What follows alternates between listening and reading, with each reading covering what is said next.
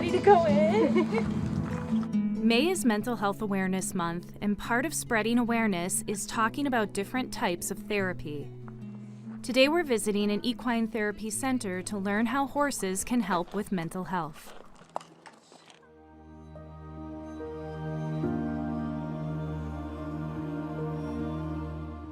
When did Reins get started?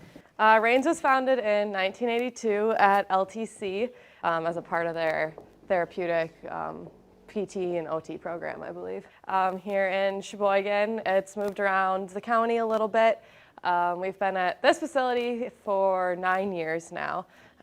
So we were able to purchase it in February of last year. Otherwise, we had leased it from the Majestic Crossing Dairy Farm up the road. They were very generous and leased it to us for $1 a year. So that way we were able to secure a permanent home now with stability and everything. Yeah, because it's a nonprofit, right? It is, yep. That's great. It is, through and through. He's going to focus on getting his nose in first. Yep, you got it. And over his ears. Good job. Now this goes up high on his cheek. Yeah, okay. Give him lots of room. Yep. Guys, So he's go ahead. a big boy.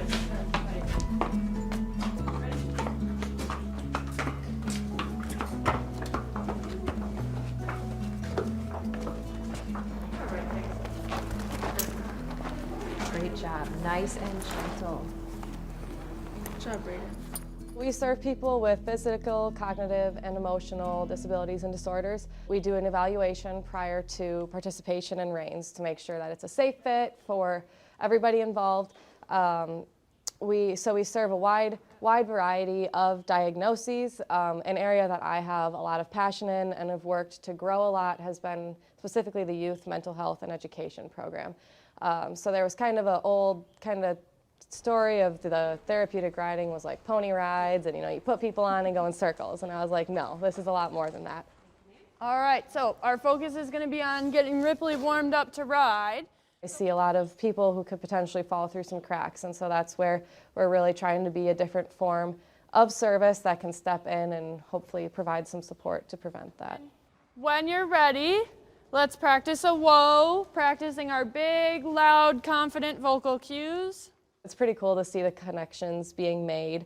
A lot of times working with people is hard. We're with people all day long. You got a lot more social cues to read and it's exhausting, but our participants get here and they can just go be with their horse. The horses don't really conceal their emotions as much, and so they can match up really well and just have that relationship with another being, but not the exhaustion of it being another person. Brayden, you can go ahead when you're comfortable and grab on the yellow section of those reins and hold your hands above Ripley's neck. I like to say horses have a sixth sense. They're very interoceptive, so they're very sensitive to the emotions and the attitudes of everyone around them. So horses are herd animals and they're flight animals. So they tend to look to the beings around them, whether that's horses or people, for how they should respond in a situation. So why that makes them such magical tools for our participants is that they are very reflective. So if you're not having a good day, I'm going to be able to tell right away just based off of how your horse is feeling in both an emotional and a physical sense. So we have some horses that, one day you're like, why is that horse just walking sideways and we can't keep him walking on a straight line? And the horse realized before any of us that the rider is crooked in the saddle, and so maybe then we know, here's a physical thing that we can focus on correcting in lessons. And then also from an emotional standpoint, a lot of, especially our teenagers who are coming in from a day at school and they just have so much going on in their head, you can see that reflected in the horses that they work with. Take a nice deep breath and let it out through your mouth. What else do you like about working with the horses? Have they helped you? Yeah, How have they helped you? at home. How so? Because I used to be a really angry kid, and now, ever since I came here, it's been helping me. Okay. What were you angry about? I just didn't really, at school, I get bullied a lot, so, Okay, that's hard. yeah. And they also help you do what? They help me, calm, if, let's say, I don't get frustrated here, but like let's say I get frustrated, and it usually helps me to like pet them because they're really soft and all that.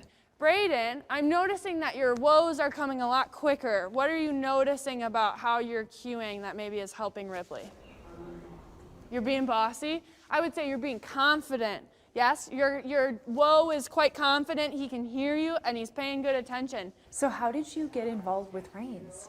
We were just looking for avenues for Braden to help his social skills, to enhance peer relationships, and somebody mentioned reins, and we thought, oh, we'll just give it a try and see where that takes us. You want to walk Ripley back, you take Ripley back, and then we're done for the day. Hi, I love you. He just started this season, right? Yeah. What are some changes, if any, that you've noticed already? Well, I think the second session, I believe they really helped the boys look at reading the cues of the horses.